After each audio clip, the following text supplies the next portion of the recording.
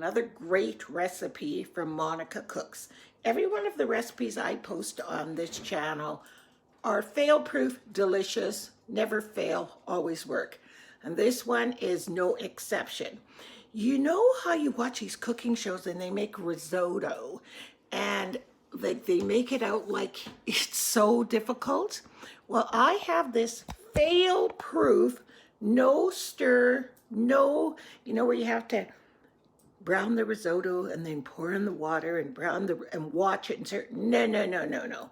This is so easy. I got this from my friend Laura, and I have baked it at least 10 times, and it's always been one of my most delicious meals. So let me show you the ingredients you're gonna need. I'm just heating up this wok frying pan with some olive oil.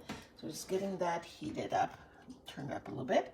I have one onion here that's been obviously chopped. I have a cup of fresh mushrooms, a cup of fresh zucchini that literally was just pulled out of the garden by Janet this morning. She gave me 2 big ones. 3/4 of a cup of dried cranberries, arborio rice. This is what risotto is made with.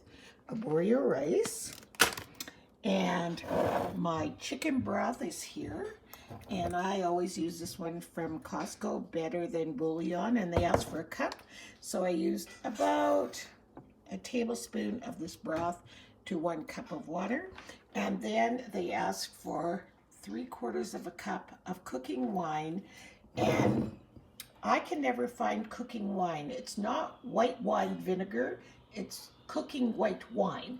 So we have resorted to going to the liquor store, or in the United States, you can just buy it in your grocery store, a cheap white wine. This one was $7. So we're gonna use that as our cooking wine, and it actually tastes kind of good. So we're gonna need 3 tablespoons of fresh basil, or 1 to 2 teaspoons of dried basil, and some Parm cheese, which you won't use till the very end of the recipe. So first of all, I'm going to go ahead and brown these onions in the oil. So we're going to brown our onions till they get soft, and I guess translucent is what they always say. And then you want to make sure you preheat your oven to 425 degrees. Because this particular risotto cooks in the oven. So once we get these we're already getting that way, a bit translucent. The next thing we're going to do is dump all of our measured risotto, and it is 3/4 of a cup of arborio rice. I already pre-measured what was in here. It was exactly that. And you're going to stir fry it in the pan for about 2 minutes. Just gonna do like that. Fry it all around the pan. A couple of minutes. So as you can see, the rice is starting to turn brown.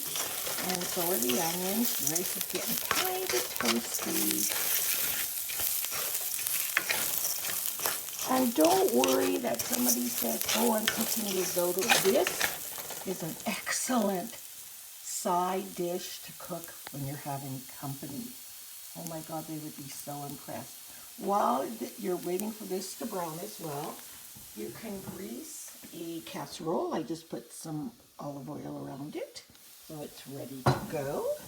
And now we're going to add our chicken broth.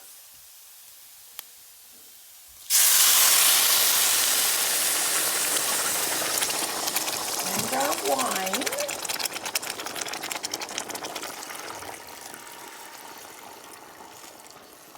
To the rest of the chicken broth.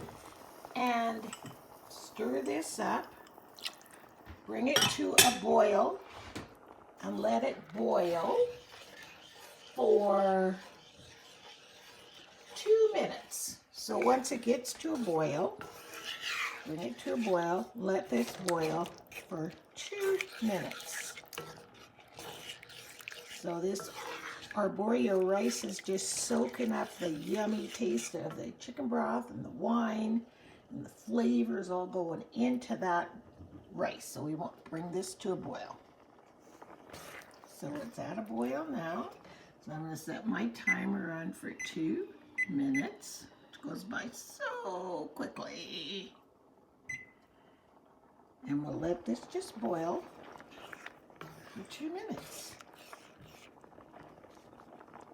This is so much easier than stirring the risotto, pouring the sauce in, stirring it, making sure you get it right and the rice is cooked properly and all of that. And so the reason I have everything already, or called mise en place, is the next thing we're going to be doing is putting all of our remaining ingredients in here except for the Parmesan cheese, because you add that as it comes out of the oven and it just adds, oh, it is so delicious, you guys, and I've been craving it, and I thought, why not share this recipe with my viewers? Let's turn this down a little bit. And once we add all the ingredients, then we're going to pour it into our nice greased casserole and bake in the oven for 30 minutes at 425. And that's it. And you have pretty much Gordon Ramsay risotto. And you won't get yelled at for ruining it. So we've got 37 seconds. Hold it. So I've just added the 2 teaspoons of dried basil, and this basil was grown in my garden last year and I dried it. So it smells so good. Now we're going to add all of the remaining ingredients. So that was our 1 cup of mushrooms. Come in. Our 1 cup of chopped zucchini. Sorry, I'm trying to use the camera, so I'm not very steady here. Or 3/4 of a cup of cranberries. And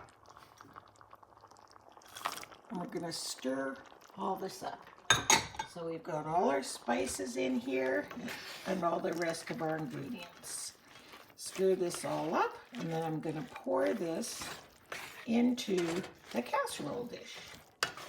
It's really that simple, and it's even more delicious than you could imagine. Imagine making this for Thanksgiving or Christmas and just saying, oh, and by the way, I just whipped up a lovely cranberry risotto. I thought you guys would like to try. Oh, it smells so good. So everything's all evenly dispersed in my casserole. And all I have to do, pop this in the oven for 30 minutes. And voila, we'll add the cheese after, and a delicious, super easy risotto. To clean up my mess. So I've just taken the risotto out of the oven, and oh my goodness, it smells so good. So the best and finishing touch is to take your approximately tablespoon of Parmesan. I've got about that much in the jar. I'm just going to put it all in. And then this just adds, I don't know, some kind of creaminess to this dish. It is so good to go. I can't tell you. Look at it. It's like perfect risotto. All the moisture's been absorbed into the rice. It's delicious. Give this a try. I would taste it right now, but it's too hot. But I already know how good this is going to go with our supper. You can probably hear Richard makes the best bass, and he's just cooking it right behind me in the kitchen. So that's what we're having for supper. Look at this. I'll taste it off the spoon.